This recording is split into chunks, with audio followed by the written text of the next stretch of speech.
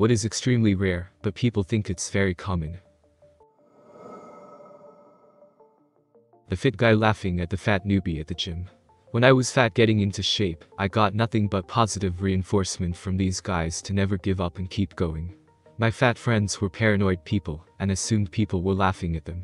In reality, gym goers were just being social and laughing about their conversations. My local news station had a story about it a few days ago, investigating whether retailers were locking laundry detergents now in an attempt to stop people eating them. It was a 10-minute segment, with voiceovers in the background of a clip of a couple dumbasses trying to eat one, and promptly spitting it out and vomiting.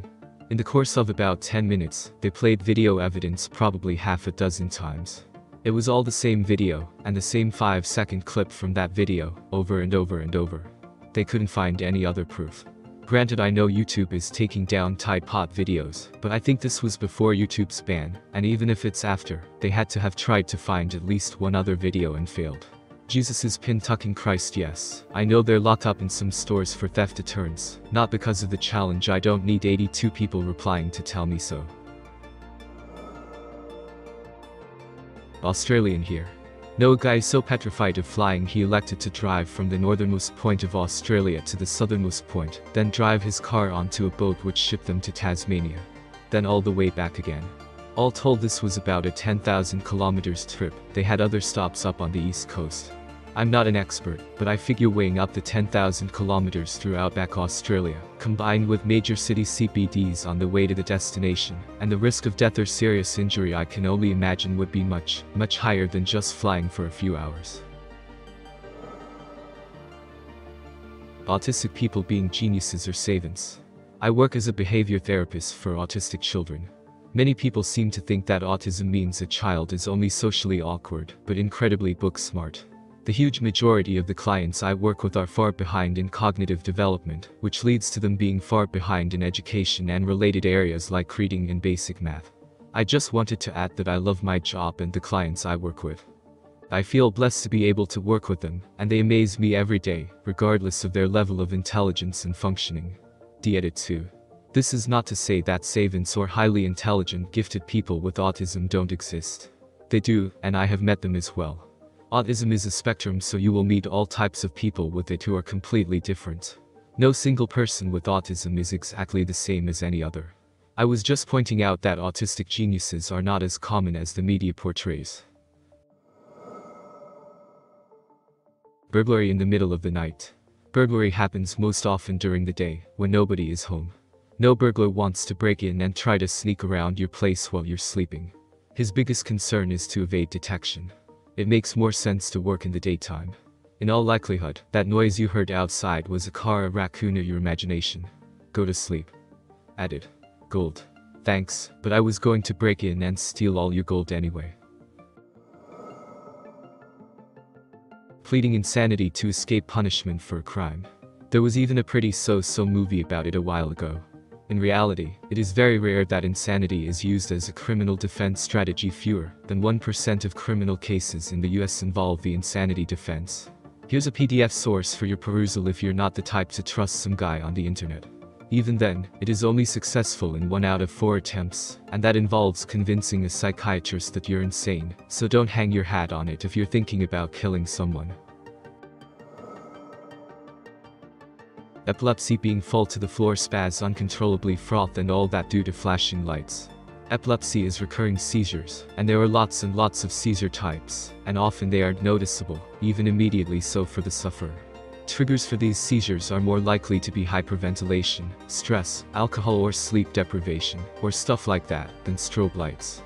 Epilepsy is also pretty common, and it's likely you go to school or work with someone who has it, in reverse of the title. Ironically for this post though, the kind of epilepsy I have does have the stereotype. Go figure.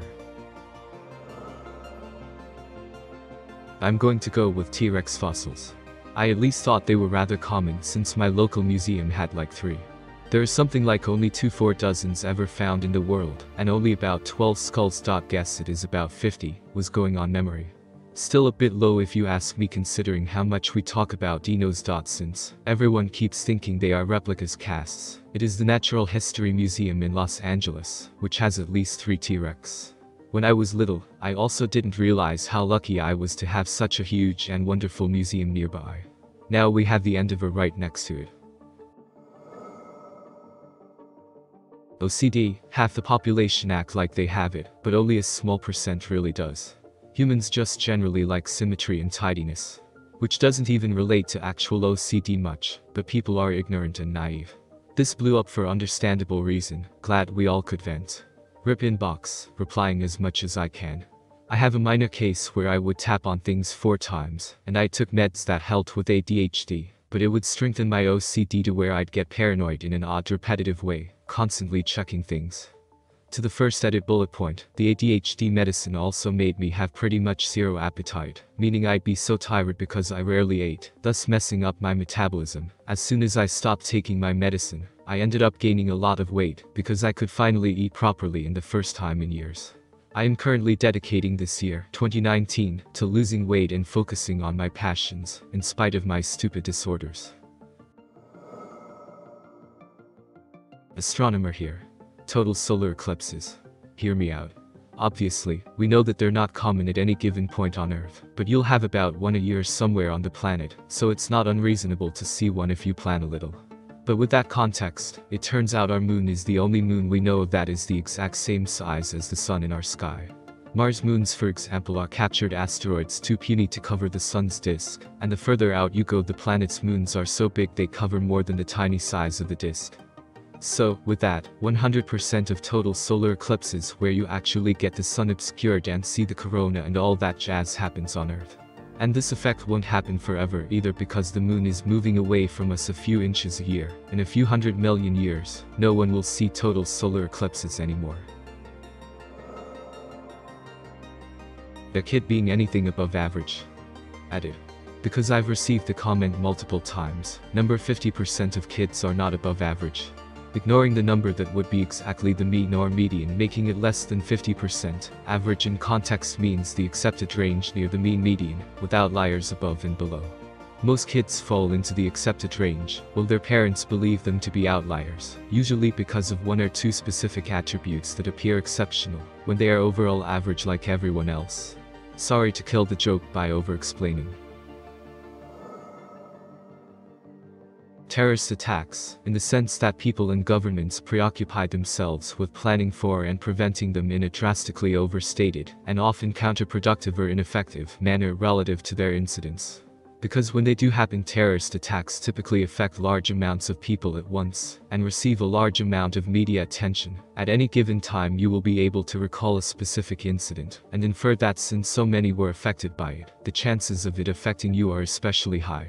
They are not. It is an invalid inference. You will almost certainly not die in a terrorist attack. True, actual OCD. The fact that you like to alphabetize your closet, or you like your desk really organized, doesn't make you OCD, just a clean freak. If you feel like you need to switch that light on and off 37 times or your family will die, or if you have pervasive, unwanted thoughts that disrupt your life that you can't get rid of, then you might actually have OCD. Talk to your doctor about it and see what they recommend. Search online for reputable organizations where you can educate yourself and find helpful resources. Get yourself someone to talk to and work with a professional about how to help yourself. A lot of people have learned how to manage it with cognitive techniques and/or medication. Amusement ride incidents. You are safer on the ride than driving to the park itself. The vast majority of incidents that occur are because of rider misconduct. Follow the rules, trust the operators, and you'll be fine. I don't know how to use case in point lol. A lot of people are asking about carnival rides, and I'd like to differentiate them from permanent amusement rides. While carnival rides are built and inspected to certain standards, the temporary nature of the rides puts them in a separate league from permanent amusement rides. Serious reactions to medicine or vaccines. For vaccines, the most common adverse event is a sore arm, because go figure, getting a needle in the arm causes it to be sore. But things like anaphylactic shock or seizures, or actually getting the disease itself, in the case of a live virus vaccine, happen at a frequency well below 1%, which is pretty good, considering there are hundreds of millions of doses given per year. But it's the same thing with anything. When some form of media gets a hold of a story, it's made to look like it happens all the time. Vanilla. Real vanilla. There was a ton of vanilla available a couple years back, which in turn drove the prices way down. So, the vanilla farmers of Madagascar and Indonesia, who are pretty much the only ones farming vanilla orchids, said, "Screw orchids, I'm burning the trees they grow on and planting something else." Farming orchids is a real, labor-intensive chore, and they are picky plants that need hand pollination, that is transferring pollen by hand from one vine to another, which takes forever to do. Now, there are vines too, which means once you cut down trees they grow on, you can't just go, "Oops, prices are up again, better grow orchids again." No, you have to wait until the trees they wind up into are grown. So vanilla is now scarce and expensive as hell, and it will take some years before those changes. Meanwhile, we're all paying around $30 for 3 ounces of vanilla. Everything with vanilla taste is with added vanillin, which is the chemical vanilla tastes like. But it's nowhere near the same taste as real vanilla, which is delicious and delicate and awesome. The courts give full custody of children to mothers. In the majority of cases, the father either doesn't contest the mother's application for full custody, or actively seeks to give all custody to the mother. In the remaining cases, almost all cases are settled with the parents amicably arranging for joint custody. Of the small number of remaining cases, almost all are settled in out-of-court mediation, usually with joint custody. Only about 0.5% of cases go to family court, and of the cases that do, the father is awarded sole or joint custody, approximately 54% of the time. That other people think or care about you. I don't mean uncared for by friends and family, I mean our everyday thoughts of what will people think of me, or being embarrassed about something. School kids are especially vulnerable to this. "OMG mom, you were embarrassing me." Most people have their own shit to worry about, they aren't thinking about you. So go ahead and bounce around stupidly to that dorky song in your car, or wear that shirt you are not sure about. Blue eyes. Genetically, blue eyes are recessive, meaning that any dominant trait can cover them, and only 2 recessive genes will create the color. It comes from a lack of pigmentation, resulting in the clear blue color you see. Statistically, blue eyes are some of the rarest in the world, green being the absolute rarest, but colors such as black and brown wildly overwhelm them. The same is also true for red hair, which is also recessive. Often, people assume that people with red hair have green eyes, due to the Irish stereotype, but statistically, this is one of the rarest combinations of hair and eye color on the planet. Eating meat with every most meal. Readily available medicine. I did a service trip to Peru when I was in high school, and it really gave me a lot of perspective on what life is like outside the US. We stayed with these kids who had all sorts of physical and mental disabilities. We stayed at this foster home of sorts, not a true foster home, as most of the kids still had family. They just lived elsewhere. The doctor there helps the kids by providing medicine and care that would be otherwise unattainable for these children for free. In one instance, a child there needs special meds that the family would have to get at the nearest hospital, which would be a 2-3 day trip through the Andes MTS. From the moment we left the airport in Lima, I felt really ashamed and guilty of having so much and taking it for granted. We drove through the city through what at first appeared to be really depressing. Lots of litter, bums, beggars. More on that later. We drove a few hours out to the town we were staying in. The name escapes me at the moment. At the time, I was working for a really expensive summer camp at a university near me. Lots of spoiled rich kids who were satisfied by nothing that was handed to them. They would bitch and moan about literally everything. Meanwhile, these kids with very little in monetary goods, the home survives on donations, and these disabilities on top, were so goddamned happy. It changed my life forever. There was one kid there, named Victor, who was born without arms, and he had better handwriting than me. By a large margin. That still blows my mind. But like, at the end of the day, what really blew my mind was how freaking happy those kids were. There was another kid there, his name was Gene, and I'm not even going to try and lie to you, Gene had a special place in my heart. The first time I met him, he was running around with this sort of ski mask looking thing on his head, yelling, "I'm John Cena" in his broken English. It was so fucking adorable. But more than that, after I learned why he wore that mask. Gene was in a really bad fire when he was younger, and he had terrible burns all over his body. When I found out, I cried like a little girl for like 10 minutes. But it wasn't because I felt horrible that this little boy went through this terrible shit that he, nor anyone else, deserved. It was because despite everything, he still smiled, laughed and played just like any kid you've ever seen. In that moment, I didn't view him as that poor kid with the burns on his body, but as a normal, regular kid, just living life with the hand he was dealt. Now how does this tie into the question? Well, after the first day here, I had all sorts of mixed emotions. Finally, though, I got really excited to learn that we would be eating shortly. Being a major foodie and very hungry teenager, I was really looking forward to this, especially after this long, tiring day. Then I was told that we would be eating what the kids eat. I thought to myself, okay, that's not that bad, it's probably still going to be good. And it was, don't get me wrong. But that's when the privileged kid from New York came out of me. As they served this sort of stew dish, I couldn't help but feel like the biggest shithead on the planet when I thought to myself, where's the meat? So, for those of you that read this long-ass novel I've written here, I commend you. I could have answered in a short, concise statement or two, but I felt the context was necessary. I hope it helps you to appreciate the little things a little more. Like eating a burger or having antibiotics the next time you get sick. Honest news sources. And I don't mean a news source that tells you a lie, I mean a news source that tells you the news using specific words or phrases in such a way that makes you lean one way or another on a topic. Maybe unbiased is a better description. Edit. After reading a bunch of the responses, I agree no news source will be completely unbiased, since everyone views things differently. Undoubtedly some news sources are worse offenders than others, when it comes to injecting emotionally charged words or phrases.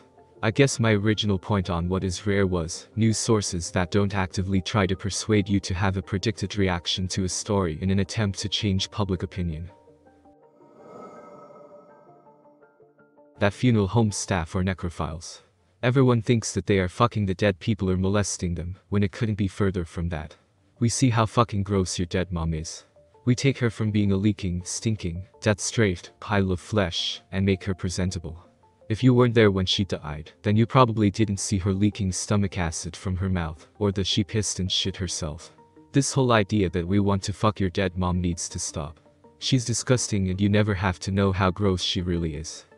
Or that we are serial killers.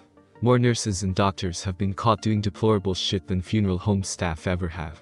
Like that doctor who finger-raped 150 plus young gymnasts under the guise of physical therapy.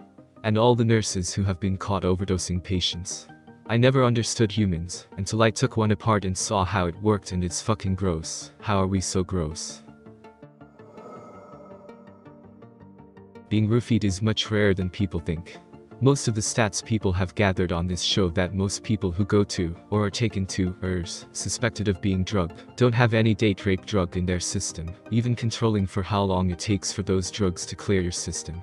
Statistically, if you think you were roofied but never tested positive for any of the date rape drugs, and didn't see anyone slip anything in your drink, you probably weren't. Now, date rape is very common, but by far the most common, and only, drug involved is alcohol.